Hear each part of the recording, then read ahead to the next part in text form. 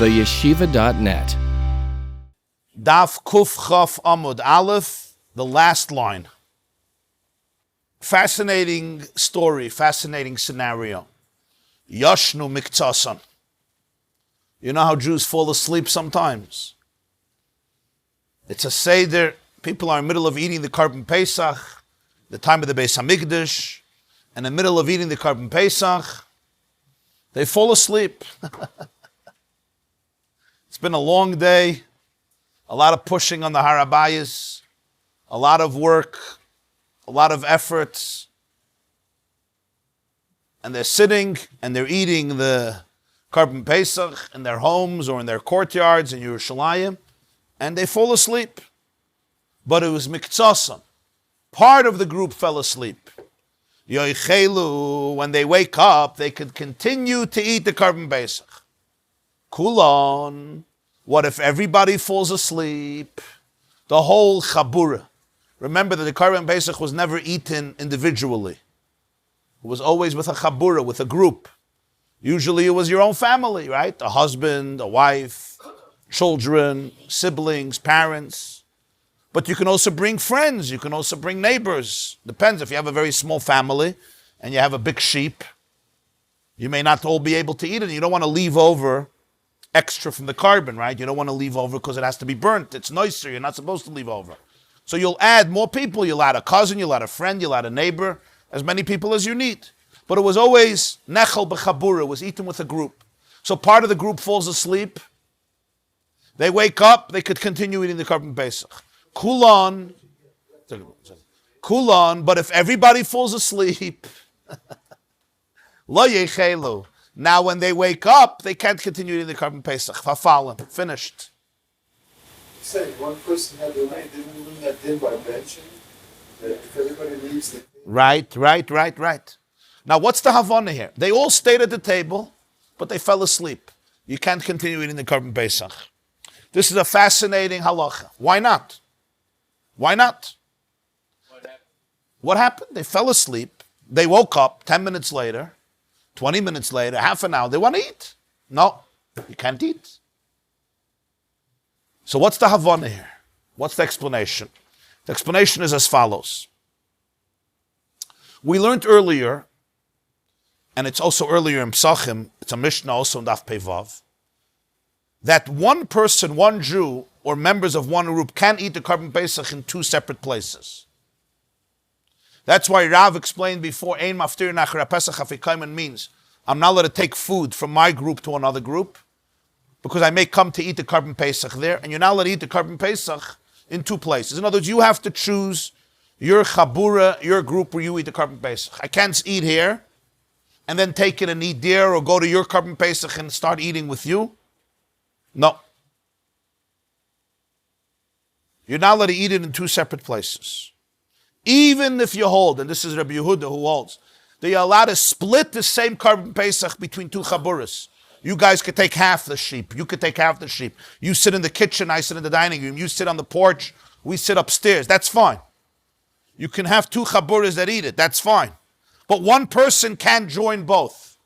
And if, for example, it's very practical for the waiter, the shamish, who's serving both groups, he has to be very careful. Because you can't, you take a piece of meat and you're chewing it and you end up eating it there. You can't. The Mishnah says, kaifetz a spiv. You got to close your mouth and stop eating. You have to know where your chabur is. So therefore, if I'm eating a Korban Pesach here, right? This is our place, okay? Then I want to go visit my brother. And he's out here on the porch. He's out here near the tent eating his Korban Pesach, barbecuing Korban Pesach. So I go out and I sit down and I take a piece of his Korban Pesach. I'm not allowed to.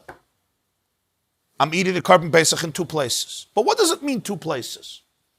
There's two places geographically, and there's two places conceptually. Two places geographically means I'm here, and then I'm there. But the Mishnah is telling us there's also something else called two places. And that is when I fell asleep in between. When I fall asleep, now when I wake up, I'm in a new place. We don't mean I'm in a new place geographically. You know when you say this person is now in a new place, you don't mean that they moved to a new house. A new place means a new matzav, a new situation. When you fall asleep, everything that happened before you fell asleep was interrupted because you're not conscious anymore. There was a complete hesach hadas of the first meal. Even though I'm in the same place, but it's considered I'm in a new place. It's like a new person. I'm in a new position. I'm in a new situation. So the Chachamim prohibited continuing to eat the Korban Pesach because it's like taking the Korban Pesach to a new place and eating it. Because the sleeping interrupted the first meal, and now when I wake up, I'm in a new place. I'm in the same chair. I slept there for an hour and a half. That's fine. If you go visit your brother, you want to say Hallel with your brother, or sing Chad Gadya with your brother, that's fine. But to eat, I can't go eat. Right. That's only if everybody fell asleep. But what if some people fell asleep, but the others stayed up? Then they kept the seat, as they say, keep the seat warm for me. They kept the flow going. Since part of the Chabura was up, so now when I wake up, I'm not in a new place because I'm joining them. And they remained in the same place. They remained in the same meal because they were up. But if everybody fell asleep, so there was nobody to, so to speak, keep the seats. Well, they kept the seats warm. That was the problem. But there was nobody to keep the flow, keep the momentum going. And now I wake up. We all wake up together. It's like we took our Korban Pesach to a new place and we start eating it there. Yeah. Yeah. Yes. Yeah. It's a strange concept of one person. It's an individual halach, not a group halach. When he leaves, he's an individual that wasn't allowed to live. How do you rely on the chabura? If the whole group falls asleep, now we wake up, and I say, "Oh, we have a Korban Pesach here, guys." Right? So we want to continue eating. If we never started to eat, then it's fine. If you want to take a nap before the Korban Pesach, pajalista. But you started to eat. Now you fall asleep. The meal after I wake up is considered, when I go to sleep and I wake up, I'm now in a new place. Not geographically, conceptually I'm in a new place. When you go to sleep and you wake up, you're like a new person. We all know this in our life, right? You have things that are bothering you, overwhelming you. You go to sleep, you press reset. It's like a new person. It's a new place. So there's a new place physically. There's a new place spiritually, emotionally, consciously. I'm in a new place. The sleep interrupts the old meal, and now we're in a new place. The fact that we're in a new place, even though biblically it's not prohibited, but the Chachamim said, you're not allowed to eat the Korban Pesach. But if some of the Chevra stayed up,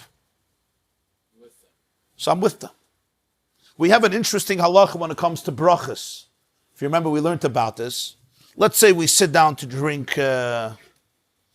beer, right? I make a shahakal, we drink together. And I go to another place. And I come back. If I'm drinking myself, I have to make a new bracha. Because when I left, I interrupted this su'udah, so to speak. And I come back.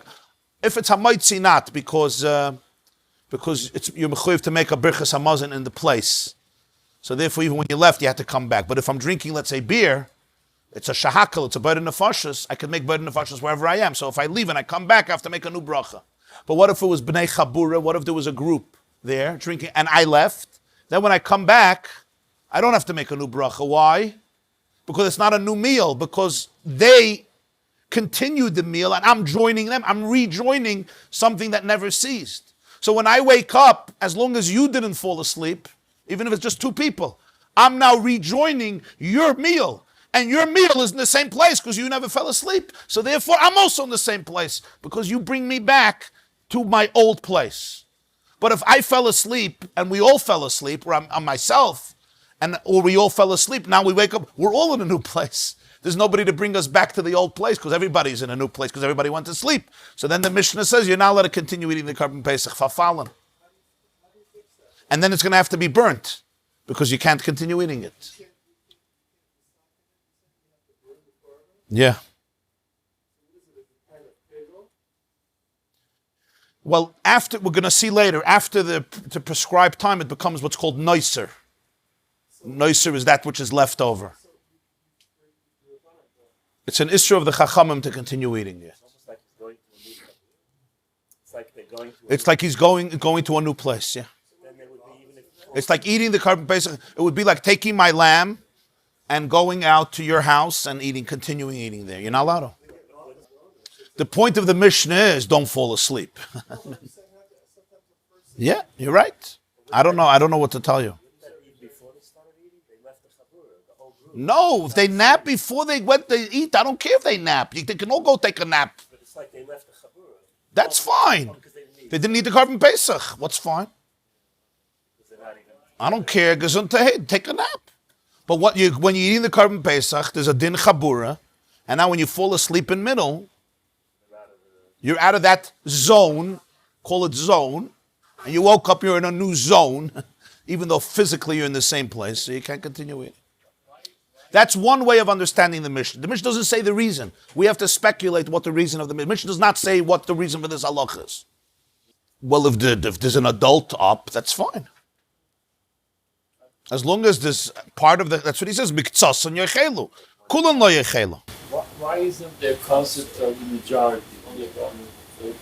We have 10 people and 9 people fall asleep. It's continued. But that's what they go by majority. You use that so many other times. You want to know if you have 20 people and 19 people fall asleep and one stays up, if that's still okay. Why not? Yeah. Now, it doesn't say a number, but It says yachlu. It doesn't go by majority. Kulan. It's just What is by the Rashi? Everyone. kulan lo yechelu. Stays up, it's What does good. the Actually Rashi tell, say on top? It says today, if you- Listen, we're all going to everybody sleep. falls Watch today, out. You stay up. Rashi says, Im ischilu lechel psachim v'yashnu, v'adayin lo yachlu kol pischam lo yoichlu. The nirin ka'oichle psachim b'shtei chaburos.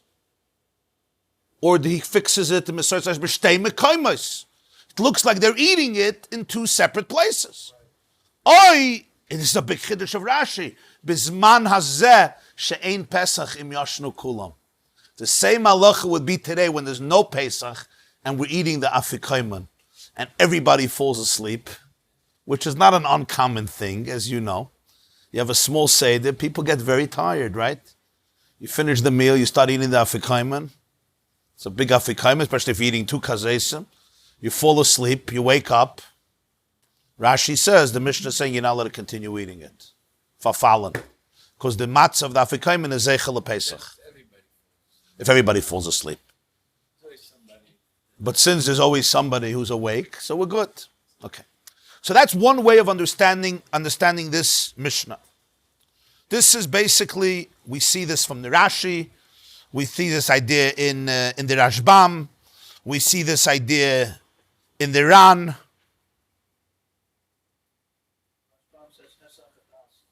Hesach Hadas. What's Hesach Hadas? Take a look in the Rashbam. Im ischilu lechel pischon v'yashnu lo yoichlu de nire ka'oichel pischai bebeis mekaimas. Nire doesn't. You're not in a new place, but it appears that way. The ma'achar sheyashnu, since they fell asleep, hisichu daitan lechel oid. When you fall asleep, they remove their mind from eating more. It's like the meal is over. V'chashiv leitane ka'achila shnei mekaimas. The Tana considers the new eating like you're eating in 2 places. When I come back, it's like a new meal in a new place, in a new situation, in a new zone. V'chumra ba'al mahu, the Rashbam says.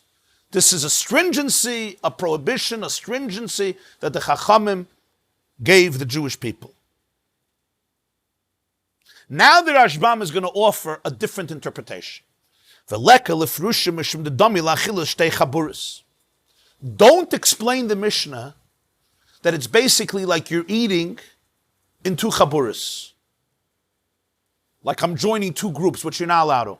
Because when the group gets up again, it's like a new chabura.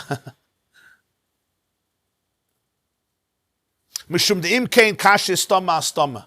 Because then you would have a contradiction of 2 Mishnahs that are both written without an author. Stam. The Habaketz had Soilin earlier in Perek Etzel and Sasam Lank Rabbi Yehuda. The Mishnah maintains the view of Rabbi Yehuda, the Pesach Nechel b'shtei chaburis, avaleina oichel b'shnei mekaymas.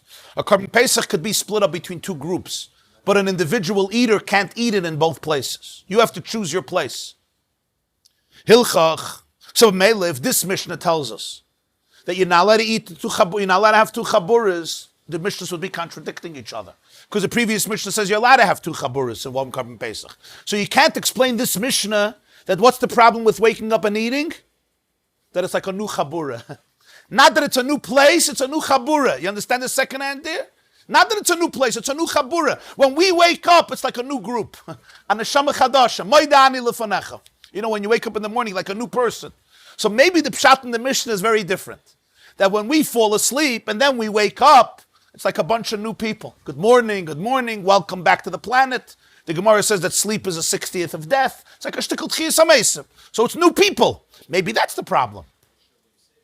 Says the Rashbam, that's not a problem because you're allowed to eat the Korban Pesach and split it between two different groups of people. So Zolzain, it's new people. I don't care. You took a Korban Pesach and you split it between two groups.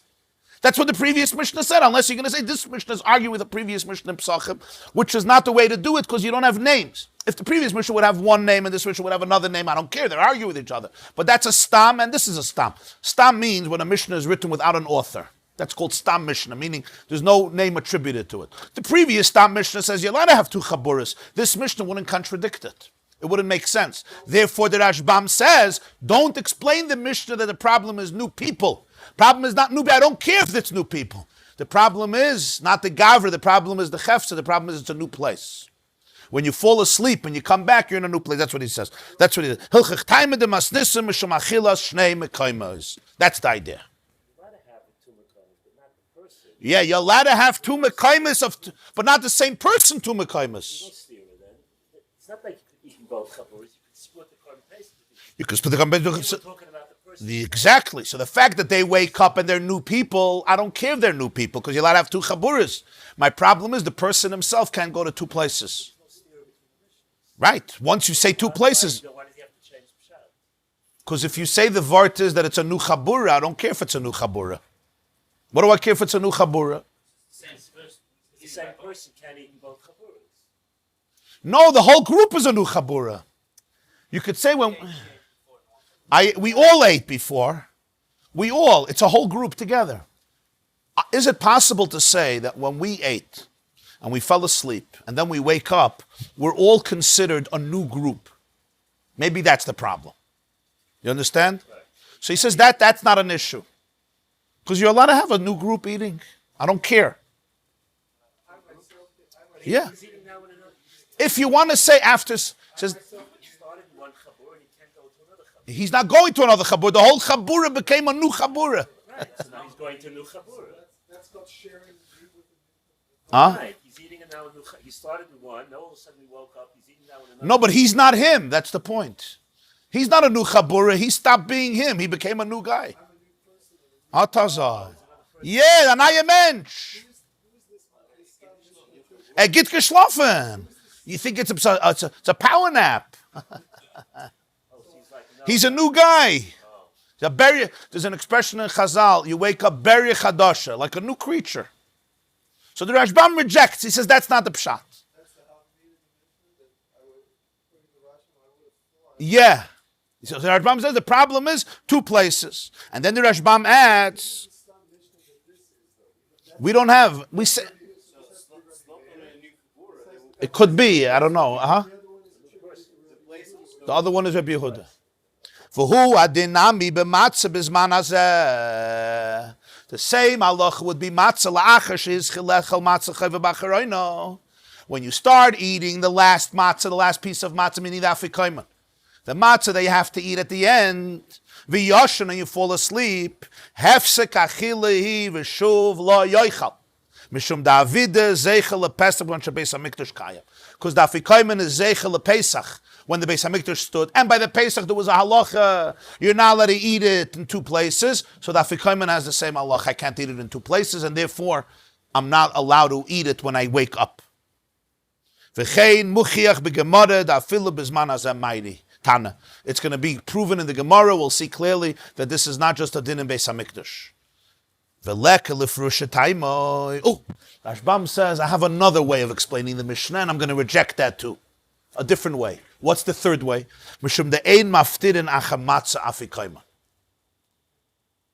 What's this idea?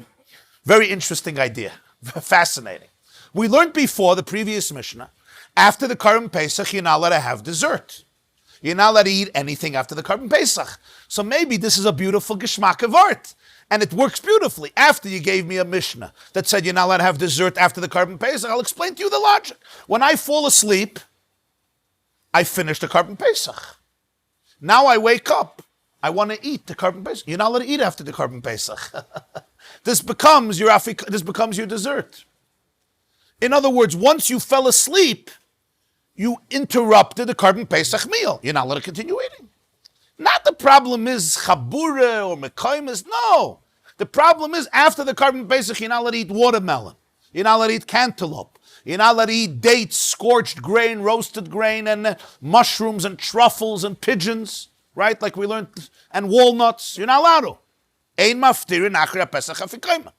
So once I fell asleep, I can't even start eating the Korban Pesach afterwards, because that becomes my dessert, because my Korban Pesach I finished, and after the Korban Pesach, you're not allowed to eat it. You'll say, I'm not eating something new. I'm eating the Korban Pesach. And you'll answer, you're right, but when the Chachamim said after the Korban Pesach you shouldn't eat anything, it means you shouldn't eat anything. You finished eating the Korban Pesach, so don't eat anything. But I started. Yeah. In other words, the Chachamim said an achila after the Korban Pesach is forbidden. And it's a blanket statement. Whatever you eat, I eat in the Korban Pesach, and the whole point is you don't want to get rid of the flavor. But they made a new gzeira, and made a blanket gzeira, and when I fell asleep, I stopped eating the Korban Pesach. Once you stop eating it, you don't go on. Maybe that's the pshat. That's the pshat. Says the Rashbam, wrong. You know why? The im kain tikshi li'idach lishna damrin on maftirin amay lo yisvina minei liel. We learned before machlokes. Does this apply to matzah? Are you allowed to eat dessert after the afikayman?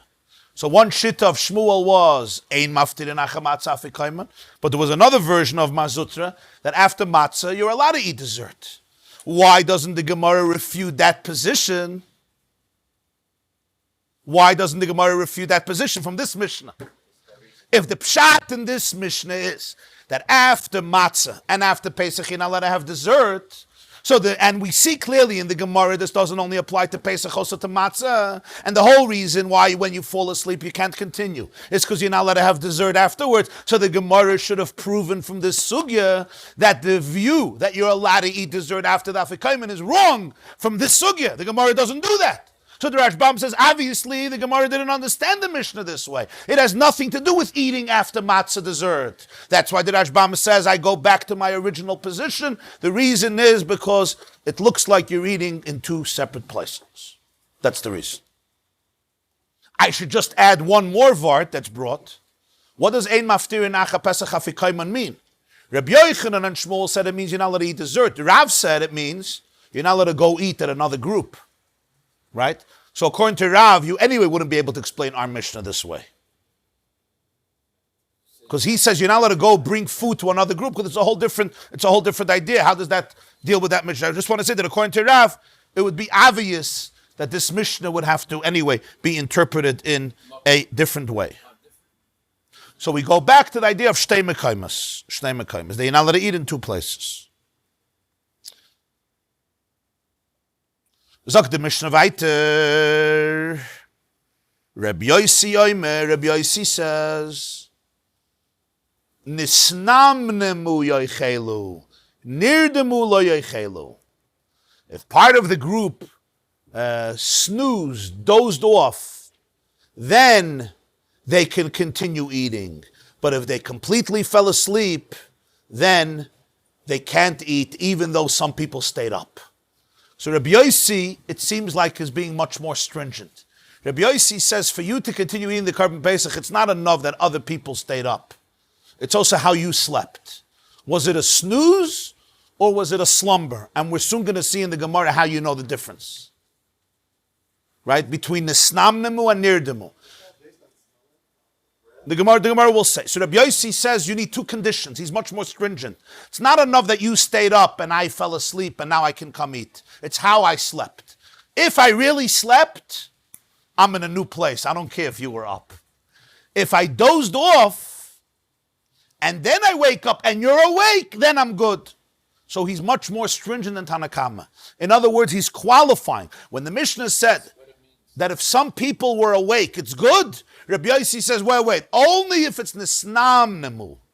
If we dozed, if we snoozed, but if nirdemu, then never, lo yechelu, never. So Rabbi Yossi is much more stringent than Tanakama. He is arguing and he's telling us that what? It's much more serious. If you went to sleep, then the chabura doesn't help. When you come back, you're in a new place, and the fact that the chabura still continued the meal doesn't help you. They could continue eating, no problem, but I can't continue eating. Now, according to Rabbi Yossi, if everybody fell asleep, it would seem that he doesn't make a difference. If everybody fell asleep, I don't care if they dozed off, or they snoozed, or they fell asleep. Over there, Rabbi Yossi would say, Fafalin, you can't continue eating. The chiddush is, if some people are still awake and some people fell asleep, they could only continue eating if it wasn't a real sleep. Because how are we teaching the Mishnah? We're saying like this: Kulam lo yechelu, right? So Rabbi Yossi now continues and says, Nisnam nemu yochelu, nirdemu lo yechelu. Who is he talking about? The guys who fell asleep, the part who fell asleep. If they dozed off, they can continue eating. If they completely fell asleep, they can't continue eating. What happens what about the whole group? He's not making that distinction. If the whole group dozed off, nobody can eat afterwards. No matter how strong or weak the sleep was. However, this interpretation of the Mishnah, I said from the Rashbam. When you look in the Rashbam, Rabbi Yossi says, Arvei Pesachim. Rabbi Yossi is going back to the beginning of the mission. Tanakama said if some fell asleep, you can eat. Only if they dozed off. When they wake up. This is the clear interpretation when you read the Gemara. And this is also the halacha like Rabbi Yossi. We'll soon see that Rabbi held like this. The Gemara will tell a story. So therefore the Rashbam says the halacha is like Rabbi Yossi. That even if I wake up and you're awake, but I've slept a good sleep, I can't continue eating the afikoyman of the Korban Pesach. So that would be very relevant, because today there's people who fall asleep in the middle of the afikoyman, and some of them have a good sleep, mizet, snoring and all that, and now they wake up, according to the Rashbam, they can't continue eating the afikoyman, even though everybody else stayed up, because they had a real sleep. They didn't just snooze off. The Gemara is going to define it. Let's wait for the Gemara. This is the Rashbam. However, just to give perspective, I want to say that the Rambam has a different interpretation in the Rabbi Yossi. The Rambam doesn't hold Rabbi Yossi is more stringent. He holds Rabbi Yossi is much more lenient. Rabbi Yossi is not going on the Reisha. Rabbi Yossi is going on the last line. The last line was that if everybody falls asleep, they can't eat. So Rabbi Yossi says it's only if they really fell asleep. But if they all dozed off, you could still eat. So Rabbi Yossi is actually more lenient than Tanakama. Yeah. He holds that if everybody got submerged in a deep sleep, then nobody can eat the Korban Pesach. But if everybody dozed off and there's, then if they wake up, they could continue eating. According to that, if some people fell asleep, even if they were sleeping very deeply and they wake up, they could continue. Only if the whole group near Demu they can't. But if a few people near Demu, so according to this, Rabbi Yossi is more lenient than him, because Tanakama would hold that if the whole group falls asleep any level, they wake up, is nishgut, they can't continue eating. Rabbi Yossi says, no. It's only if it was mamish, a real sleep, because if it's not a real sleep, you're not in a new zone when you wake up. You're not in a new place. That means, according to the Shitta of Rashbam, and it's also the Rosh, Rabbi Yossi holds that sleep is going to ruin everything. If you want to continue eating, you need two conditions. The first explanation. One is, some people should be awake, some people should fall asleep. Number two, it's not enough. Even those who are falling asleep have to be able to be in a state of nimnum. Nimnum means a doze. Tanakama would argue with the second condition, and he would say, I don't care if you have a deep sleep. If somebody is awake, you're good. That's the first way of understanding Rabbi Yossi. That's the shit of the Rashbam that we learned, the shit of the Rosh. The Rambam disagrees. The Rambam says Rabbi Yossi is the lenient position. Rabbi Yossi says the only way you can't eat the Korban Pesach is if there's two problems. Number one, everybody has to be asleep. And number two, they have to be in a deep sleep. And Tanakama argues with the second condition and holds that if everybody falls asleep in any situation, they cannot come back to eat the Korban Pesach. We're soon going to see how we know the difference between the two types of sleeps. Zog the Mishnah weiter, ha-Pesach ache Chatzois. The Pesach after Chatzois, after midnight, metame es hayadayim. Fascinating halacha. Contaminates your hands. Pigul v'noiser metamin es hayadayim. Pigul and noiser also contaminate your hands. What's the Mishnah telling us? As follows. The word noiser means leftover. The meat of a korban that's left over after the designated time that you're allowed to eat it is called noiser. If you eat noiser, it's a prohibition and there's a penalty of kares. It's a very serious thing. It's like it's expired, so to speak.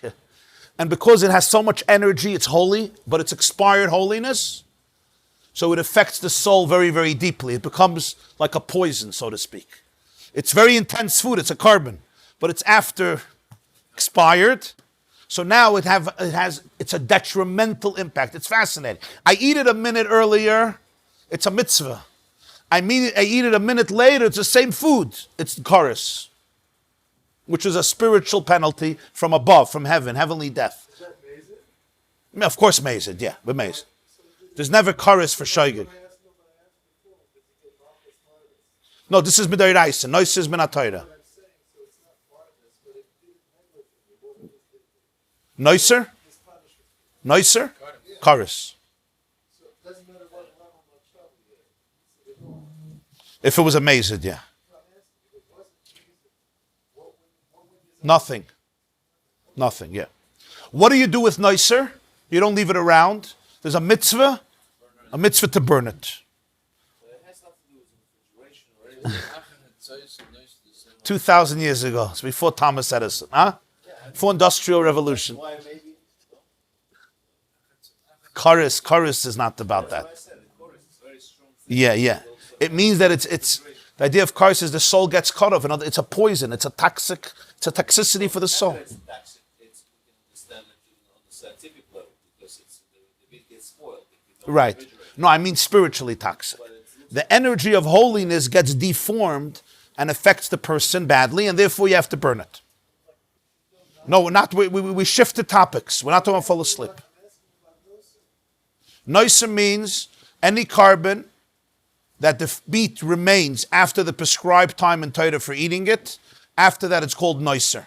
I have to burn it, and eating it warrants a divine penalty of kares, for which a person, by the way, can do tshuva because it's not executed by the court. It's executed by heaven, and it takes many years. So there's always repentance for kares. How do you do tshuva? You talk to God. That's between you and God. How do you do tshuva for anything? A Yid once came to the Rishon and he said, I did a sin. I want to do tshuva.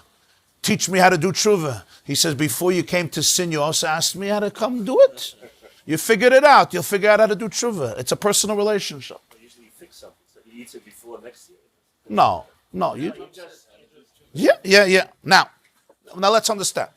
Karbonis, that the deadline, the due time to eat is at night, meaning take a korban chatas or a korban asham.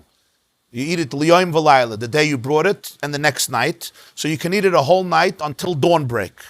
At dawn break, alois hashachar becomes noiser. The Chachamim did say that these karbonis you should stop eating at midnight simply to create a fence, so people shouldn't eat it the last second and they could make a mistake. But minat Torah, there's a lot of karbonis you can eat that day and the next night. A whole night you can eat it until the morning. In the morning, alois hashachar, at dawn break it becomes noiser, and that's when you have to burn it. Comes our Mishnah and says a chiddush. There's one korban in the world that when does it become noiser? At midnight. We don't have such a precedent. That what? It becomes ha-Pesach ache Chatzois. already the moment midnight comes, it becomes nicer. Why? Because Minatayri, you're only allowed to eat it till Chatzos Halayla, till midnight. And from after that, it has a din nicer. And therefore, that's the Chiddush of the Mishnah, that from now, it becomes nicer. How does the Mishnah say it? The words Metameyes Hayadayim. It contaminates hands. What's pshat? It contaminates hands. Why would it contaminate hands? So the Mishnah explains, because all pigul and all nicer contaminates hands. What does this mean? Pigul should never be confused with nicer. What makes a carbon pigul? Pigul means disgusting. What makes it? A very interesting scenario. And that is, the kohen doing the avodah during one of 4 states, either slaughtering the animal, or receiving the blood in a vessel, or taking the blood to the altar, or sprinkling the blood on the altar, shchita, kabbalah, haylacha, zrika. If at any one of these 4 states, he had a machshava during the avodah, to, let's say, sprinkle the blood of the carbon, or eat the meat of the carbon, or burn the fats that have to go on the mizbeach, after the time that's prescribed in Torah, that carbon becomes immediately disqualified. And if somebody eats it, even if they eat it fine, halachically, in the right time, you're chayav kares. That's called pigul. Pigul means there was a thought that disqualified the carbon, because when you were doing the avodah,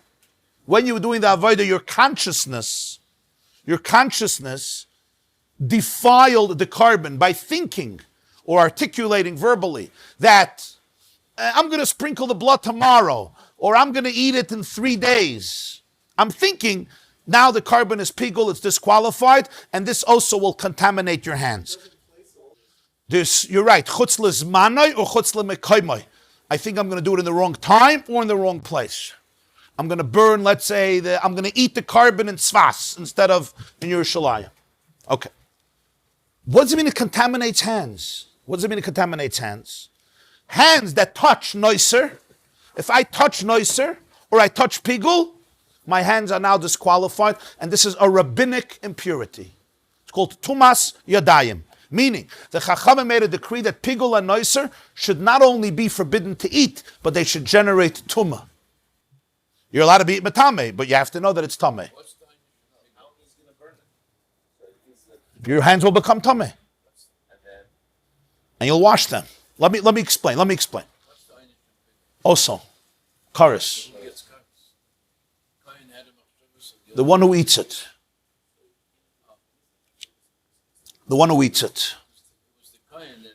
Yeah. Pigul is an interesting halacha. It's a thought. So how do I know what you're thinking? So the kohen has to tell you afterwards. So the guy will say, why did you think this? Yeah?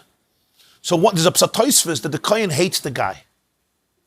He hates the guy. So he has this, but it's a strange phenomenon. And then he does tshuva and he tells him, and you'll punch him in the face.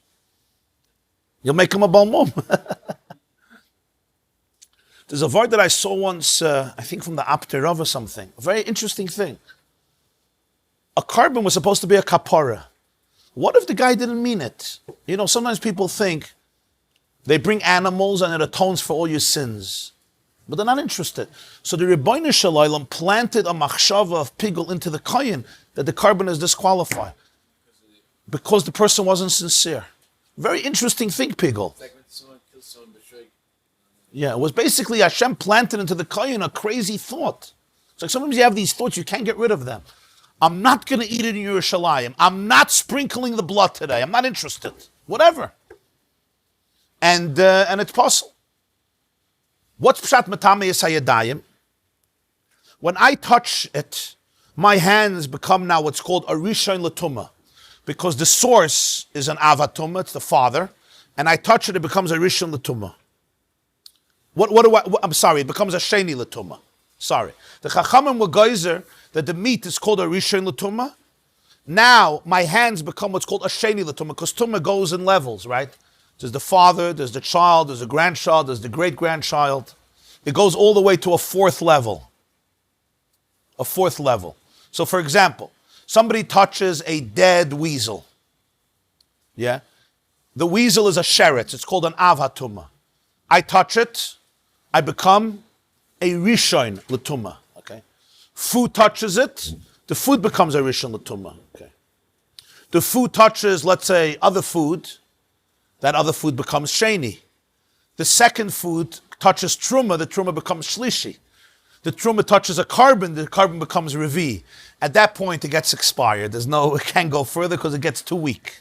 It gets too weak. So it can go all the way till revi. So the Chachamim were geyser that yadayim, when they become tameh from pigul or noiser, they have the definition of a sheni l'tumah, a second level of tumah. Okay.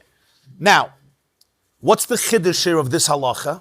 So we have to remember one principle. The principle is as follows. Min ha-Torah, there's no such a thing your hands become tameh. If tumah touches your pinky, all of you becomes tameh. There's no such a thing in tumah compartmentalization min ha-Torah. Either you're completely tameh or you're completely tired. Just like tar is also the same thing. When the red heifer, ashes and water, touches the edge of your nose, you're completely tired. You don't have to go into the ashes and the water.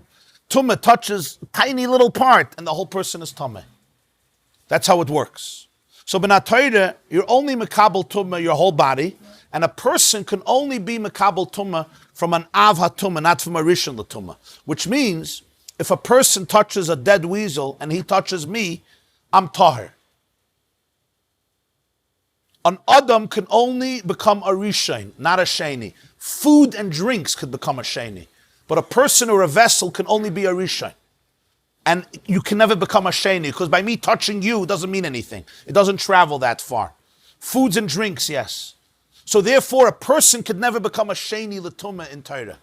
That's why this tumah of the yadayim, which is a level of sheni, not a level of rishon, is only a rabbinic tumah. It's a sheni, which is unusual in Torah, and it's also only the hands, not the rest of the body. Okay? Very, very important principle. What does it mean that my hands are a sheni? What does it mean practically? It means one thing. If I touch you, nothing happens. If I touch a vessel, nothing happens. If I touch another person, nothing happens. I'm a sheni. Only truma. If I touch mundane food, nothing happens because it's a very weak. It's only truma. Truma is hypersensitive. It's like the immune system of truma is very, very low in terms of hypersensitivity. So truma becomes puzzle if I touch it with my hands. Huh? No, truma, only truma. Truma. Or a carbon, or meat of a carbon. So a kohen, if I touch his truma, he can't eat that truma anymore. He has to burn it. Or if you have a carbon and I touched your meat, you can't eat it anymore. If I touch it with my feet, it's fine. Yeah, only my hands. There's also another halacha, very important. Stam yadayim shniyos l'tumah. The Chachamim were guys that regular hands are considered tameh on a level of sheni. Why? Because they knew the hands touch a lot of places, and that's why before we eat bread, we wash. Why do we wash? To remove that tumah. You don't need a mikveh for this tumah. This is a rabbinic tumah. You don't need mikveh. For a tumah min ha-Torah, you can't wash your hands. But for a tumah min ha-Rabbanan, you wash your hands and it's over. Why were they geyser this? Very simple. Most truma was bread. It was grain. So koyanim were constantly eating bread. So if your son-in-law is a koyan and he brings his truma to the table and I touch it, it's tameh. So that's why they made a takana that every Jew, no matter who, has to wash their hands before bread. It was all because of the truma. It's very interesting. Because stam yadayim shniyos l'tumah, and it's going to affect truma. The question is, why are we washing our hands now when there's no truma? And the answer to that is because Jews believe Mashiach can come any day, and the truma will be reinstituted, and the koyanim will not be used to washing their hands, and the truma will right away become puzzle. So therefore, we all wash our hands for 2,000 years before every meal because of this concept. That's what the Levush explains in Orach Chaim in the laws of Netilas Yadayim. Siman Kuf Nun Ches, I think it is. Oh, so the Chachamim said that if I touch pigul or I touch noiser, my hands become tameh. Just like stam yadayim. Yadayim that I'm not, if I wash my hands and I focus on my hands throughout the day, then they're not tameh. Because I looked at them and I made sure that they didn't touch any, excrement or places in the body that are unclean. But generally speaking, if my hands are clean and then I touch pigul, my hands become tameh again. And therefore I have to do netilas yadayim before I touch anything like truma or karbanos. That's the chiddush. Pigul and noisa metame yadayim, and that's why Pesach acher chatzois metame yadayim. If I touch the carbon Pesach 1:30 a.m. after chatzois, or whenever chatzois is, let's say chatzois is 12:01 a.m., it's noiser. So therefore my hands are now tameh. So if I now go touch another carbon, that carbon is also possible. Truma stops by 3rd level, and carbon stops by 4th level, because a carbon is more hypersensitive than truma. So you understand how it goes? So again, a person could never be a sheni l'tumah. There's no such a thing. A person can only be a rishon. You could never become a sheni minat Torah. You can only be a rishon. Only food and drinks can become a sheni. A person can't become a sheni. A utensil can't become a sheni. A. B. Minat Torah. Either you're all tamei or you're not tamei. It's not compartmentalized. Midirabanan, a person could become a sheni, and which part of the person? Only the hands. And that means it could make a shlishi. What can it make a shlishi? Not regular food. Regular food is not sensitive. Only truma is so sensitive it can become a shlishi. And a carbon is even more sensitive, it can become a revi. But nothing can become a chamishi. That's it. So if pasala truma touches carbon, the carbon now can't be eaten. But if truma touches other truma, it's fine, because the shlishi won't make a revi by truma, only by carbonas. Clear? That's the halach in the Mishnah. The noiser you have to burn, yeah. We'll see when to burn it. We're going to see soon when to burn it. That's a good question. Oh. So from this, we're going to come into the discussion with the whole chatzais thing, when we stop eating the afikoimen. The first night, the second night, yeah, it's always lebedik. Yeah, that's going to be the discussion in the Gemara. Huh? You want to know if pigul ever happened? It's a very strange phenomenon. Like, why would a kohen think this? What's your problem? You don't want to work in the Beis HaMikdash, don't work in the Beis HaMikdash. What are you making a guy meshuggah? You gave an example. Somebody else's thought popped up. Oh, so I once saw in a sefer of Chassidus that it was when the carbon was insincere. Hashem mamash azay hakdarayin in the kohen machshavas that were not from him. Well, something could happen there. And then the kohen told the guy, he says, "I'm so sorry, but something very weird happened," and the person knew immediately what was going on. Question on Stam Yadayim. You spoke before, I think, about Yekish, been of the washing before, because Kiddush, because the Yeah.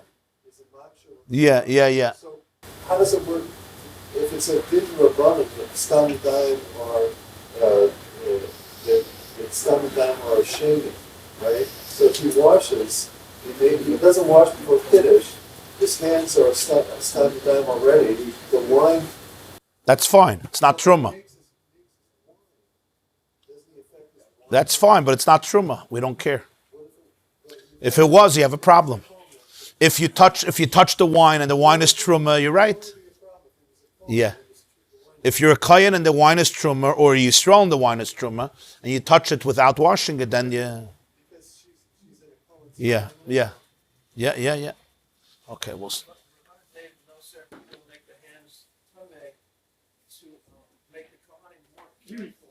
Yeah. They wanted to avoid noiser and pickle. Because then if the Kohen didn't know Sir Pickle, then they could eat truma. Of course. They wanted to create a sense of awareness, of consciousness, that it's a hazard. Basically, they don't want there should be noiser. And they also want you to burn it right away. If it sticks around, if it stays around, yeah? So people could come to eat it. People could come to get tummy from it. They wanted no contact. It's like when you have a fence, right? Danger zone. Why? Not because you could walk in over there, because you could touch something that's dangerous. The moment you touch noiser, you touch pigul, right? You can come to eat it. You forget. It's a piece of meat. It's right here in the Beis HaMikdash. You forget. So they wanted to have that extra distance. So how do you create an extra distance? You say, it's tameh. So koyanim right away disassociate from tumah constantly, because they're always eating truma, they're eating carbonas, and the moment they touch the noiser, now if he goes to another carbon, nobody can eat it anymore. It also has to be burnt.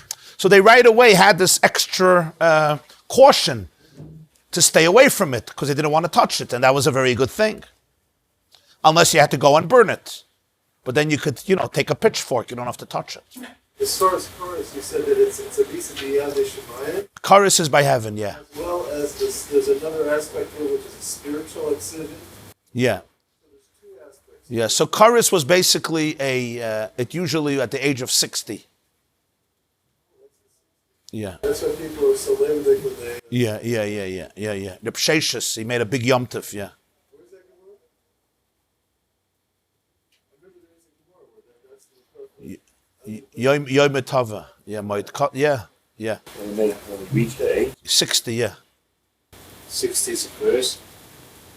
It's like some people at 70 if you make a mitzvah with an Indian or with as you're reborn. It's good. A good Chodesh, everybody. A freiliche Chodesh. What did the Mishnah tell us? The Mishnah said that if in the middle of eating the Korban Pesach, some of the group fell asleep, and then they wake up again, they could continue eating it. Why? As long as someone was up. Because since someone is up, so they could come back and join. But Kulon, if everybody fell asleep, then when they wake up, they can't resume eating the Korban Pesach. The Rashbam explained his reason for it. Just like you're not allowed to eat the Korban Pesach in two separate places. I can't take my Korban Pesach from this place and eat in another place. So that's a halacha in terms of physical places. But the Chachamim were stringent and said there's something also called two conceptual places. When I'm eating and I fall asleep, and then when I wake up and I continue eating, I'm not eating it in the same place, so to speak. I'm eating it in a new place. Because when I fall asleep, the first meal is over. And now, it's like a new meal, it's a new experience. I'm in a new place. Even though physically I'm in the same chair by the same table, but I'm in a new place. There's like a new consciousness, a new experience. It's not a continuation of the previous meal. When I'm asleep, I'm not conscious of the previous meal. It's not like I'm talking to somebody in the middle of a meal and I'm continuing. I completely go out of the zone. I go into a zone of sleep. There's a complete hesech hadas. I diverted my mind from the meal. It's over. And now when I wake up, even though I'm in physically the same place, but it's like a new place, it's a completely new meal, as though it would have been in another place. So therefore, the Chachamim said, the Mishnah says that when people are all fall asleep and they wake up, they're not allowed to continue eating the Korban Pesach. But if some of the Chavura is awake, so even though I fell asleep, and now when I wake up, I'm in a new place, if I was alone, that would be a problem.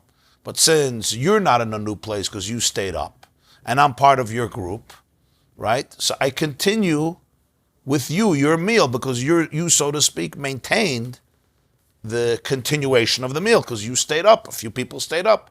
So therefore, when I wake up again, I'm now part of your Su'udah, which is one Su'udah in the same place. And therefore, we're good to go, and I could continue eating the Korban Pesach. It's not a problem. That's how the Rashbam understands it. Sleep is considered a hefsek, an interruption between the one meal and the second meal. And when I eat after my sleep, it's like I'm eating in a second place, not in the first place. And it's like I'm eating the afikaiman, it's like I'm eating the Korban Pesach in two separate places. Okay. That's what the Mishnah said. Rabbi Yossi added, and what did Rabbi Yossi add? Rabbi Yossi added that there is a qualification here. If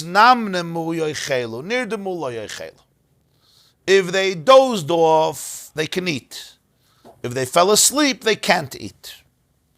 The way we understand Rabbi Yossi, the way the Rashbam understands Rabbi Yossi is that Rabbi Yossi is much more stringent than the Tana. Rabbi Yossi says, when do I allow the person who fell asleep to wake up and resume the meal? Only if he didn't fall asleep completely. If he dozed off. And we'll soon see how you know.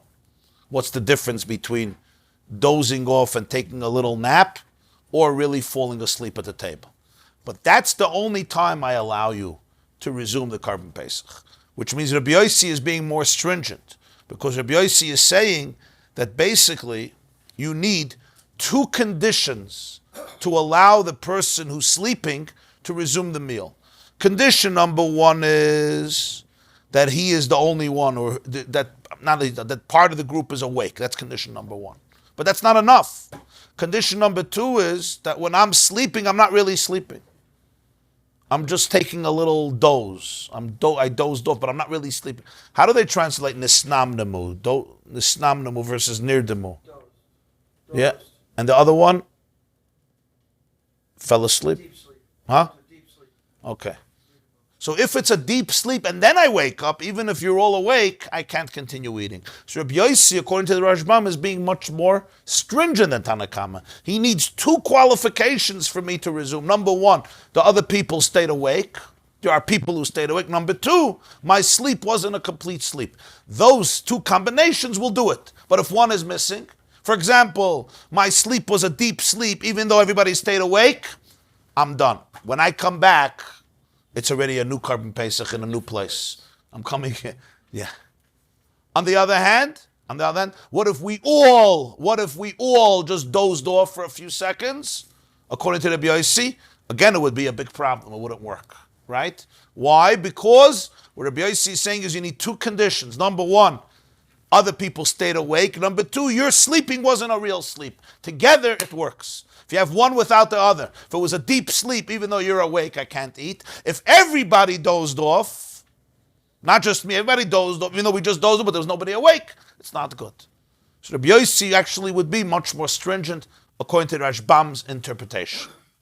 As I mentioned, the Rambam has a different interpretation of Rabbi Yossi. He is much more lenient.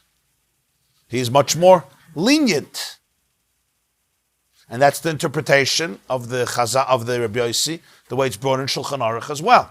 What does it mean he's more lenient? He's not referring to the Reisha, he's referring to the Seifa. Meaning, when it says that if everybody fell asleep, you can't eat it, Rabbi Yossi says, no, not so simple. If everybody's in a deep sleep, you can't eat it. But if everybody dozed off, you could eat it. So according to this interpretation, it's a completely different halacha. Rabbi Yossi is saying, if one person fell asleep, I don't care if he sleeps for an hour and snores. As long as other people are awake, it's fine. What I'm telling you is a leniency, even if everybody fell asleep.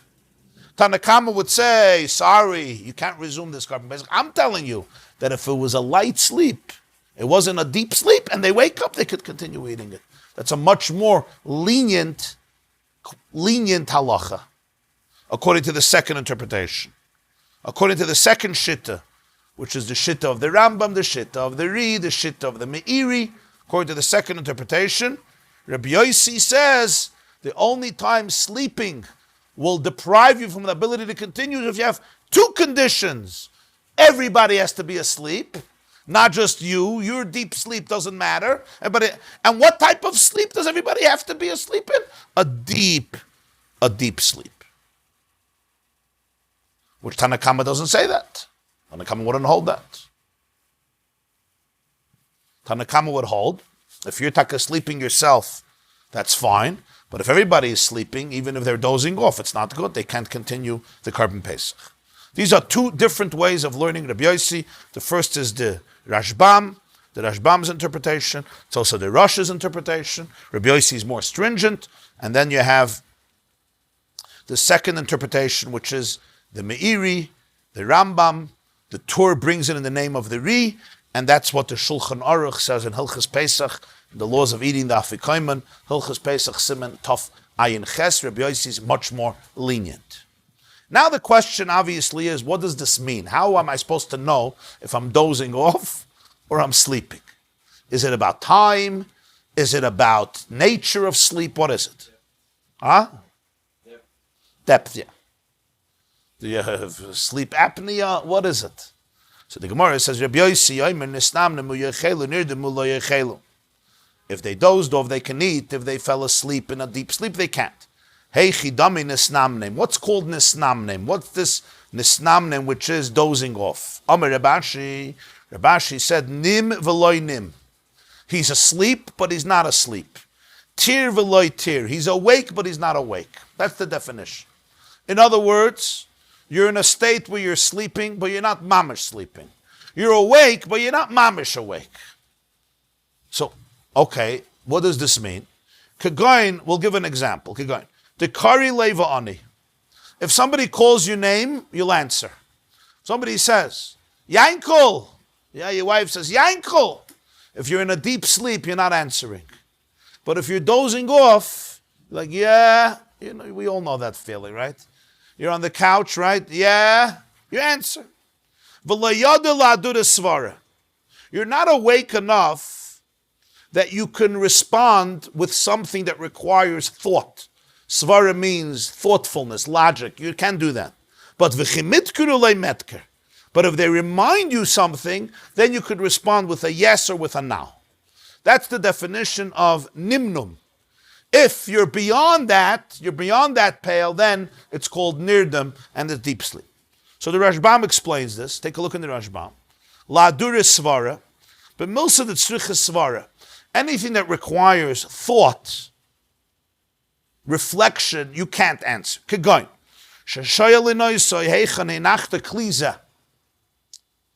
In your dozing off, somebody says, hey, where did you put the keys? Where did you put this utensil? Huh? Where is it? You can't answer. But if they remind him, for example, is it in the left drawer in the kitchen? Then mitker, he'll remember and be able to say, hein, I love. Yes or not. So if they'll ask him, where did you put this vessel? He won't be able to answer because as verschlafen, right? He's in a slumber. But if you'll tell him the details, is it probably, is it over there in the garage in this or this place? You're awake enough to answer. So that means really that the person is not really in a sleep. I'm explaining what Rabbi Yossi is saying. According to the first opinion, in other words, the moment you're in a real sleep, that there's no responding. I could talk to you about the keys. You're just not, unless I wake you up. We're not talking about waking you up. That's something else. We're talking about right now. Where are you right now without waking you up? Now you come up from that dozing and you want to continue the Korban Pesach. So Rabbi Yossi says, it's fine. But if you were in a deep sleep, as the first interpretation, it wouldn't help even if everybody else is awake. Or according to the second interpretation, if everybody is in this state of dozing off, you're good. But if not, right, then when they wake up, they could continue. But if they're all in a deep sleep, they can't. This definition here, they ask me, involve mentioning the name of the person. This definition. The first thing is, when you call him, he answers. But does it involve mentioning his name? Oh, it says the Kari Leva Ani. They call him and he answers. I guess. This is a very big difference. If you use the name. Well, how are you going to call him? Where do you put the key? Just without mentioning his name. Oh. Once you mention the name, it's. You're saying a name is a reviver. It's Like a trigger for waking up. Yeah, but Shabbos, we're not waking him up. We're not trying now to wake him up. We're trying to define what's the case, what's the state of Nimnum, and what's the state of Tardema. Right? We have in the Nishmas, we speak about Hama'oire Yeshenim v'hamekitz nirdamim. What's the difference?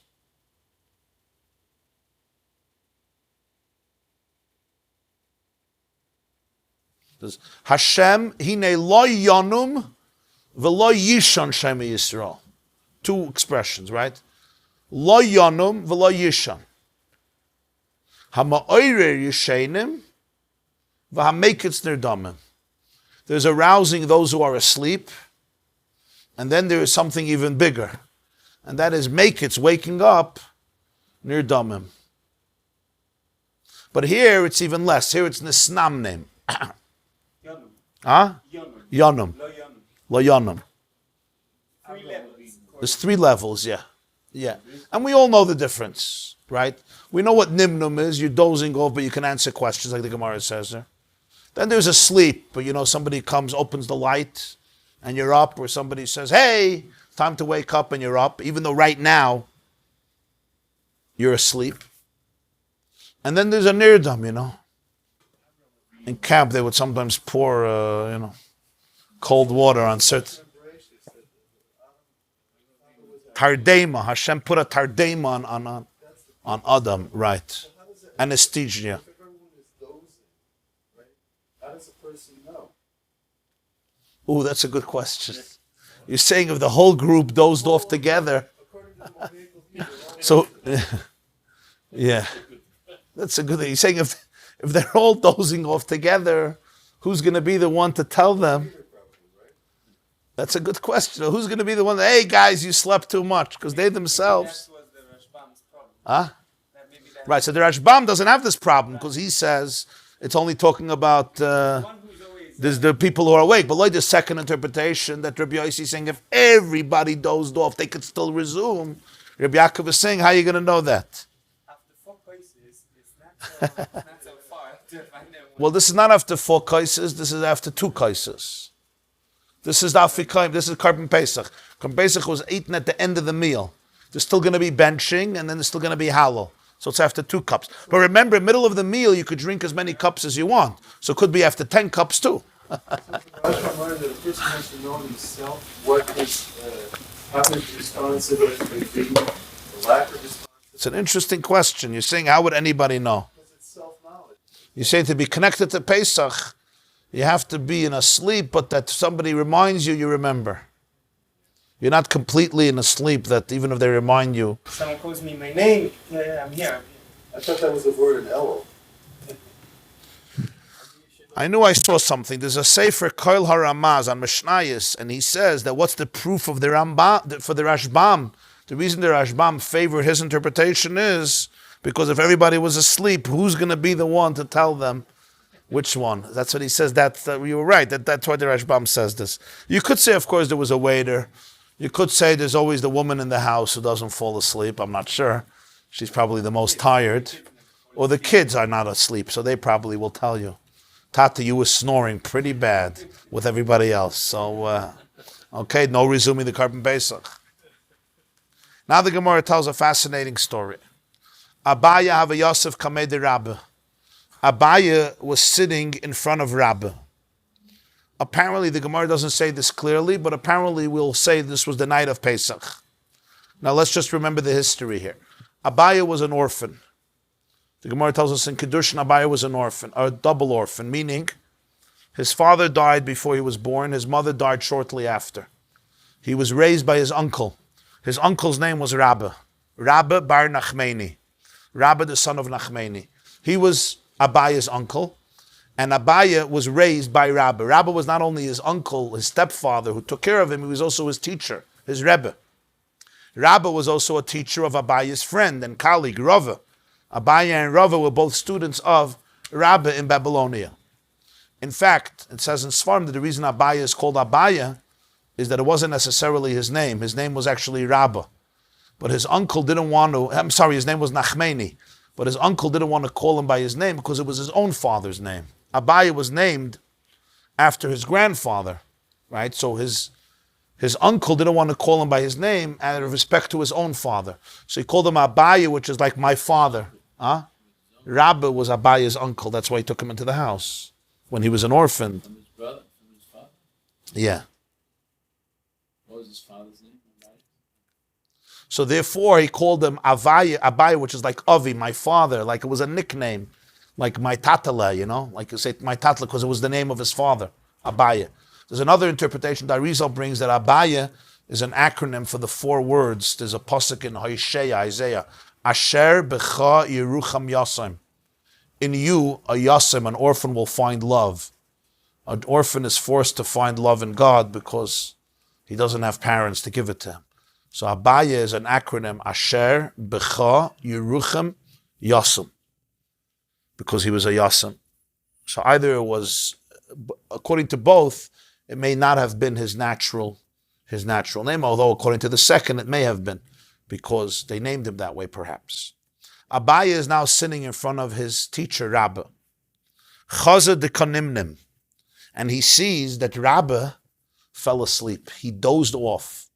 When?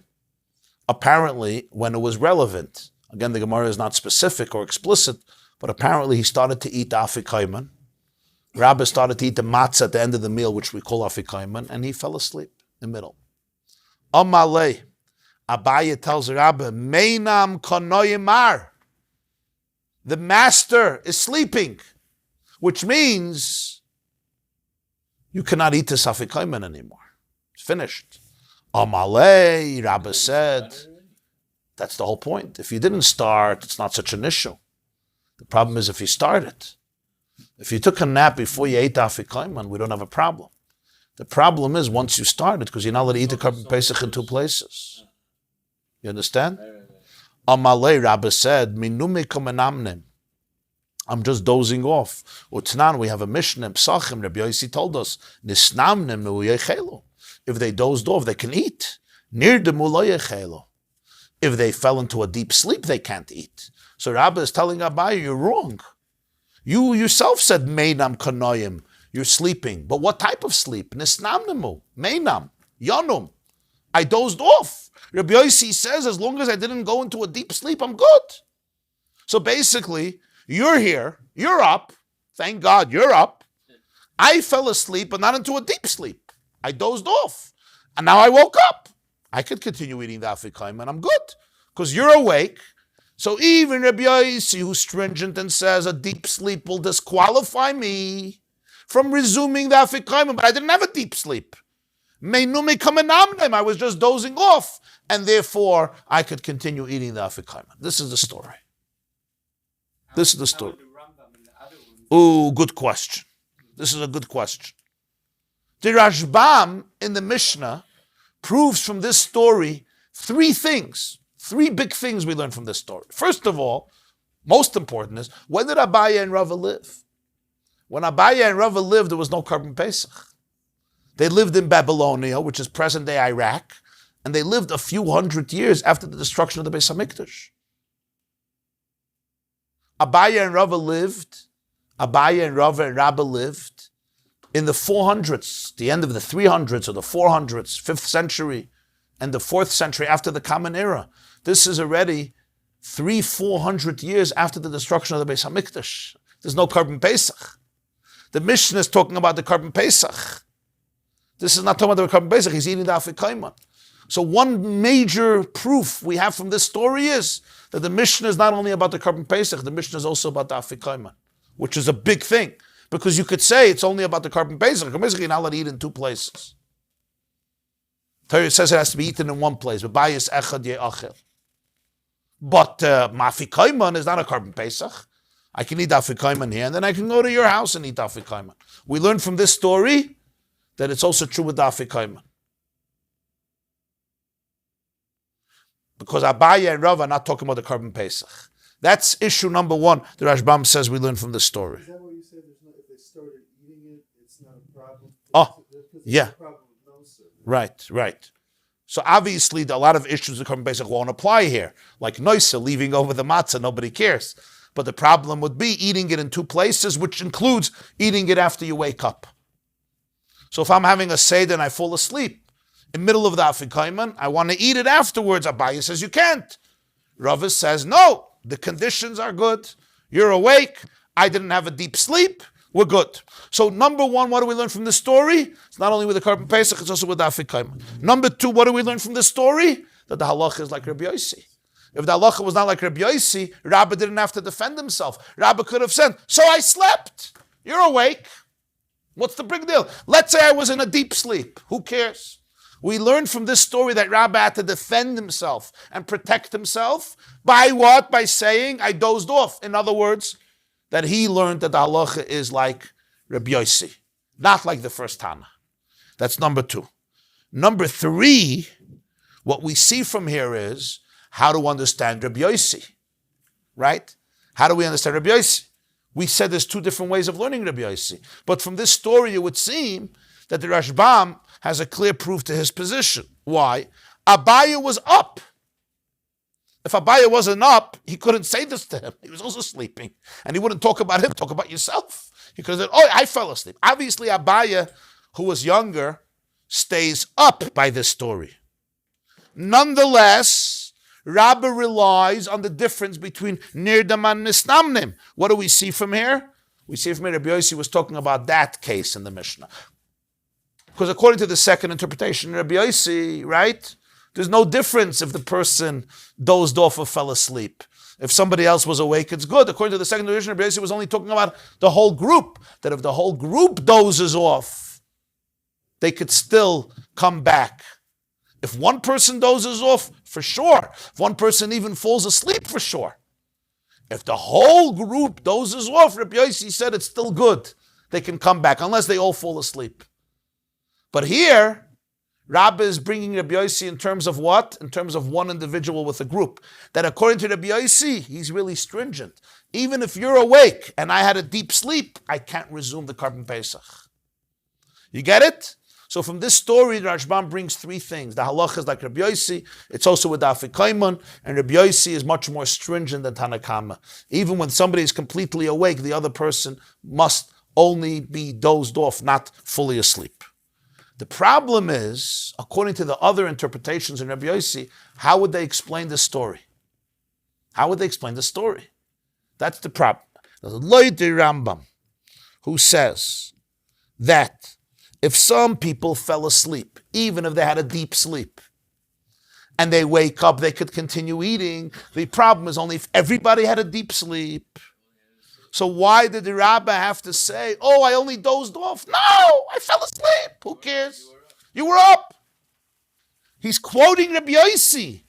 How could you learn the Gemara? How could you learn the Gemara any different?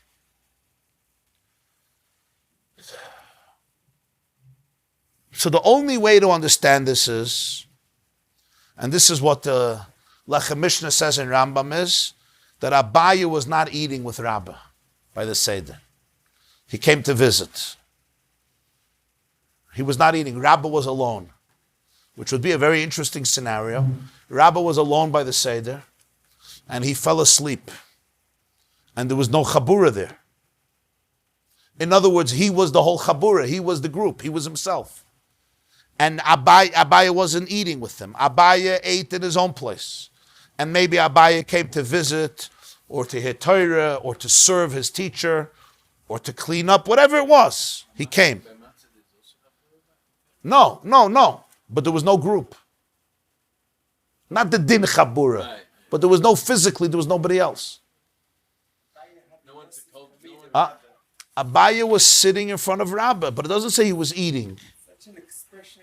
Such an expression that it... No, he came to be there with him, and he saw the man, he's taking a dremel, he's taking a snooze, so he sat down.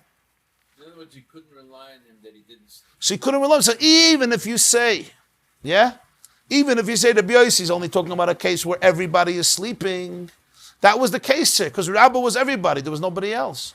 He couldn't rely on Abaya. All he had to rely was on himself. So therefore there was a big question. If he was in a deep sleep, it's like a whole group being in a deep sleep. He wouldn't be able to resume eating. But since he wasn't in a deep sleep, he only dozed off, so therefore he could continue eating. Because when Rabbi went to sleep, it would be like Yoshnu Kulam, like everybody else went to sleep. That's how you have to learn it, I guess. Because it's hard to understand. How do you explain it? Very good. That's one way is saying what I said, which is what the Lechem Mishnah says in Rambam. The Chidush Haran says it, Chidush Rabbeinu David says it, the Bir Hagra brings it. This interpretation that I said that it could be Abaya was not eating, he just came to honor him at the end of the meal, and therefore it's not considered that Yashnu Miktasim, it's considered Yashnu Kulam. But there's another interpretation. The Gemara never says when this happened. We are assuming it happened Pesach by the Afikoimon, because it's very geschmack, according to the Rashbam, it's very geschmack. It fits right into the sugya. It happened then, and we're discussing our situation. But who knows that it happened then? Maybe it didn't happen then. Maybe it's a completely different story. Maybe it's only brought as a reference to tell us about Nimnum. What it means. What it means. What it means. Or we see how it was acted out, that Rabbi was saying that Nimnum is not a big deal, it's not a Hesach Hadas, but it could be, it was brought in a completely different context. So why the reference to eating? It's a meaning that there's a thing here that if a person falls asleep. Yeah, no, it was about eating. It was about eating, but not about eating the Afikoiman on Pesach. It was Bechasamaza and maybe. Huh? Bechasamaza and maybe. Or maybe some he answered him with the Lashon of the Tanoim, with the Lashon of the Mishnah. Or he's saying, no, that he used that on Bechasamaza, he's saying. Now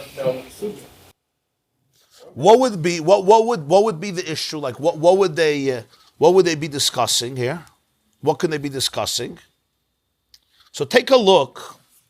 I'll show you one shitta, and there's others. Take a look in Tosfos.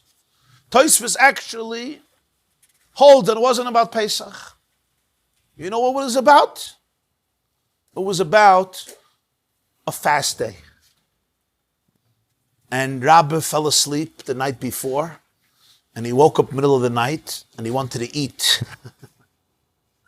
Is he allowed to eat or not allowed to eat? Take a look in Tosfos. Daf Kuf, you have to go back.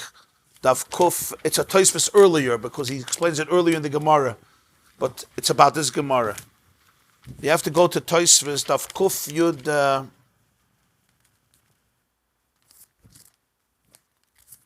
Kufyu Tes Amid Beis, one page earlier, the second Tosfos, it's a long Tosfos.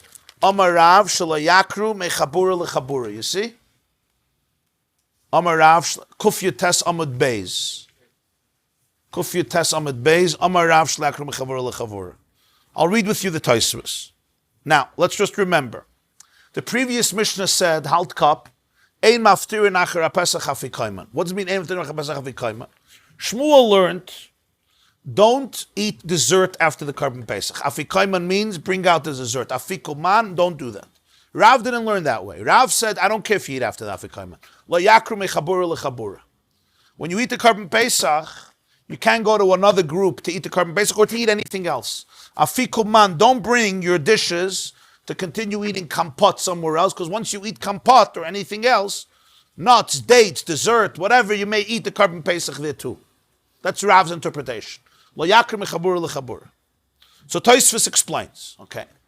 Muki lemasnisin kid Rabbi Yehuda the Sava ina Pesach nechel b'shnei mekaymus. Rav understands the Mishnah like Rabbi Yehuda. You're not allowed to eat the Pesach in two places.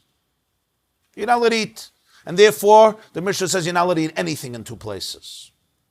V'hachi ukimna l'stama, v'hachi ukimna stama peda ketzat soilin, and that's how we interpreted the Mishnah earlier, Peira Ketzatzel Pevav. It says, Shtei Chavur Shayochlim B'bayis Echad. Two groups were eating in one house, one Pesach. Elu Hoifchim Pneim V'Eichlin, Elu Hoifchim Pneim V'Eichlin. Everybody can eat in their own direction. You don't need to combine two groups together.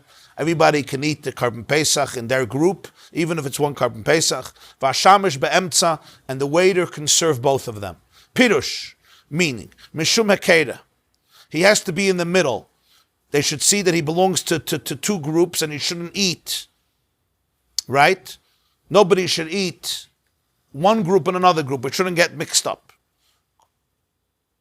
Ukshashamish, when the waiter, oimid limzoig, when he stands to pour wine into one group by one group, he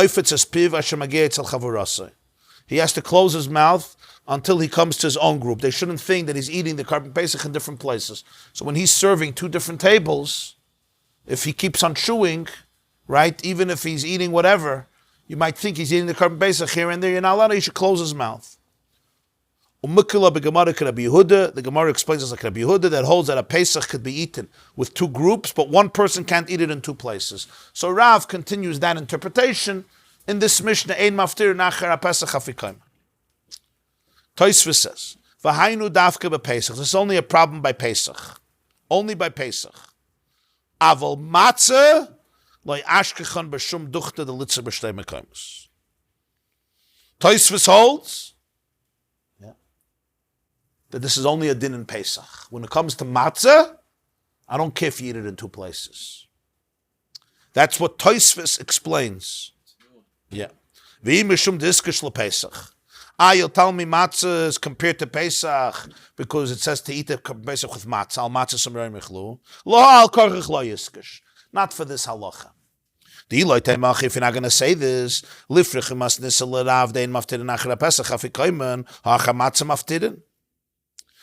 you're not going to say this, then the Mishnah should ask a question on Rav.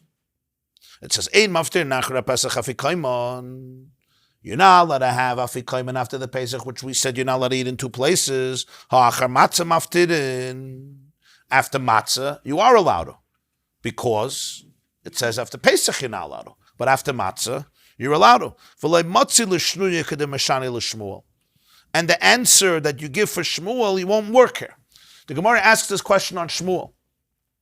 Right? Shmuel says that ein maftir in achra Pesach afikoyman means you're not allowed to eat dessert after the Korban Pesach. Yeah? And he also says that it's also true after matzah. So the Gemara says, if it's true after matzah, why does the Mishnah say achra Pesach? So he says, because it's a chiddush by Pesach. Matzah is not a chiddush because matzah is not a potent taste. But Pesach is a potent taste. So you would think Pesach, you are allowed to eat dessert after Pesach because it's going to linger in your mouth anyway. So the Mishnah has to say, ein maftir in achra Pesach afikomen. Because matzah we would know for sure. Because matzah is a much weaker taste. So that's why it doesn't have to say matzah. But that answer you can't give according to Rav, right? Why? The legabe shnei mekoymes lehaver rebusa Pesach teime matzah.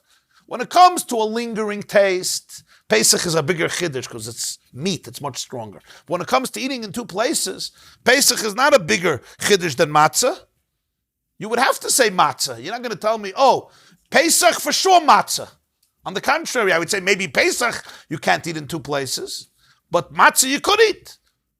So l'cha'ira, the question is, why does the Mishnah say ein maftir nachira Pesach, not ein maftir nachira matzah? And you can't answer it's different. So from here, Tosfos says that according to Rav, it's not after the matzah. Matzah, you could eat in two places. Rav believes the Mishnah is talking about only Pesach. And today when there's matzah, I don't care if you eat it in two places.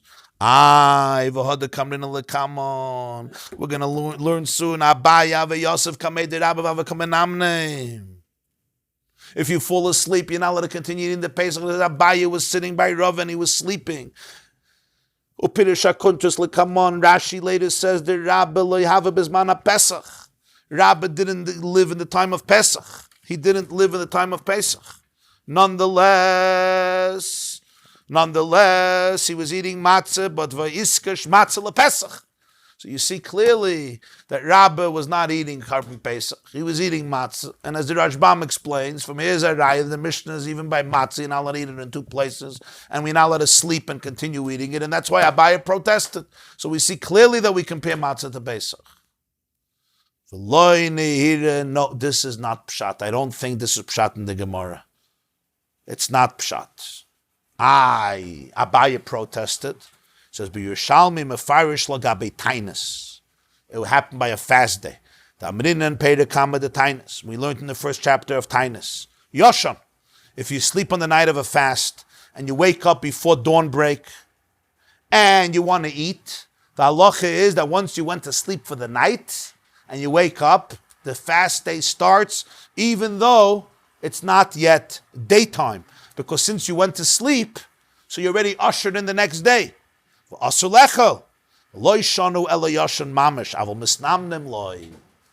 this is only if you fell into a deep sleep. But if you're dozing off on your couch the night of a fast day and you wake up, you could continue eating.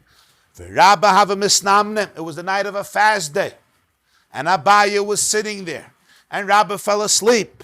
He woke up and he started to eat. Abaye says, Rebbe, you went to sleep. So Rabbi said, no. I didn't go to sleep. I dozed off.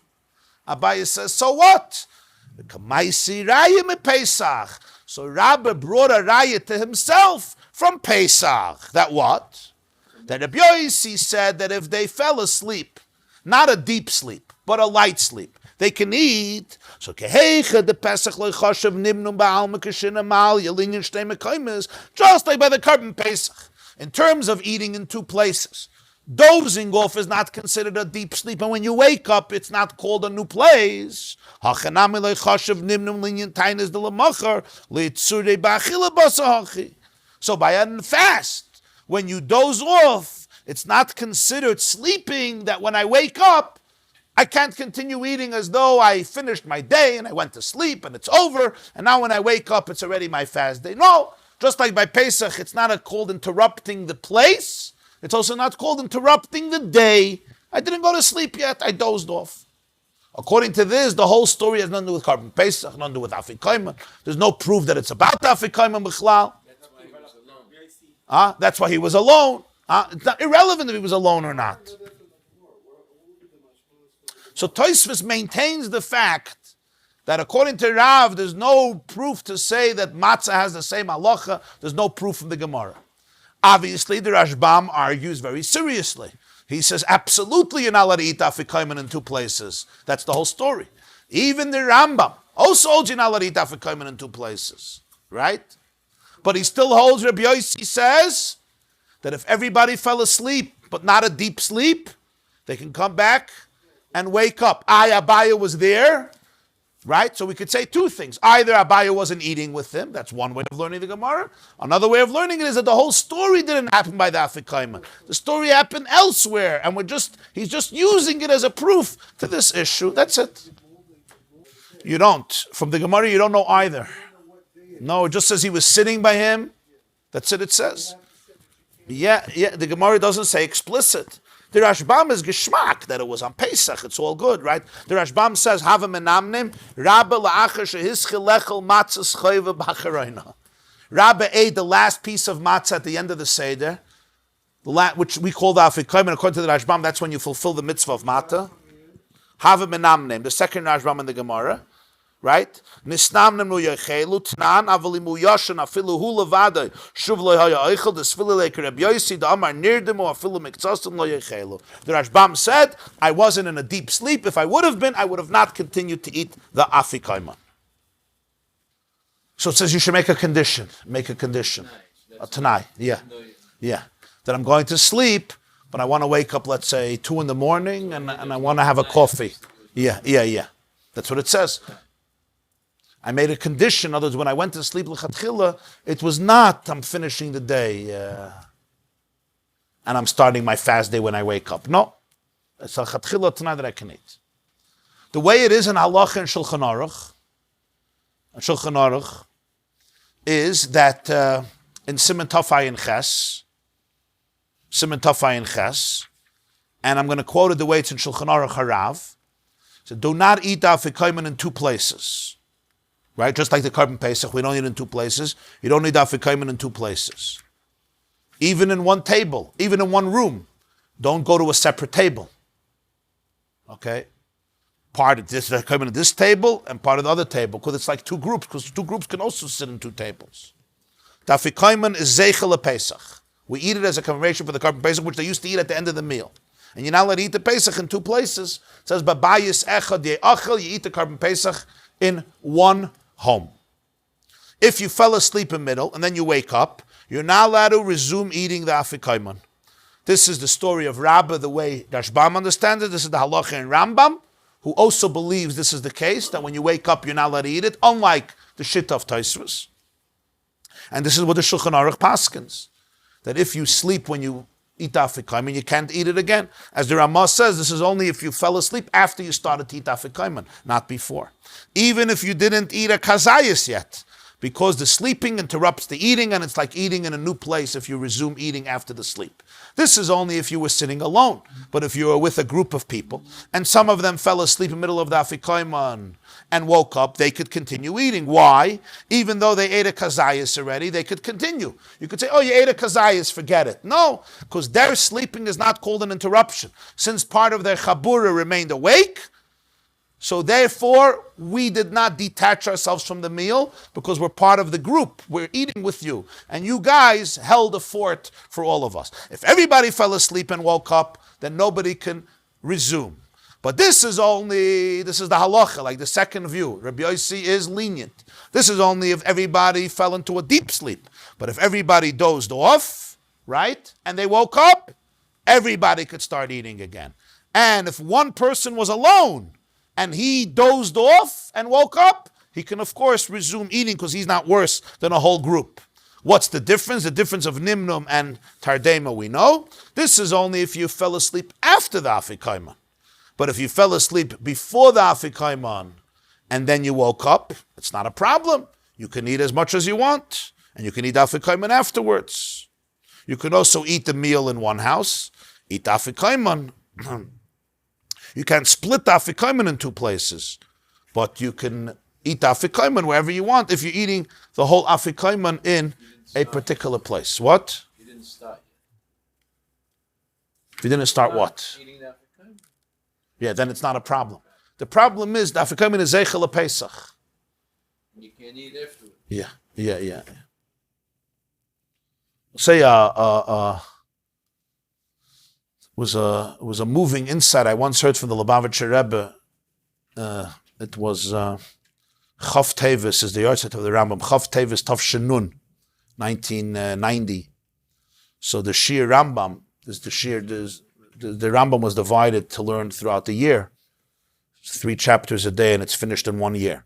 So the Shir Rambam that day was Hilchas Chametz Matzah. This halacha, at the end of this halacha in Rambam is the last halacha of Chametz Matzah, the last halacha of Pesach.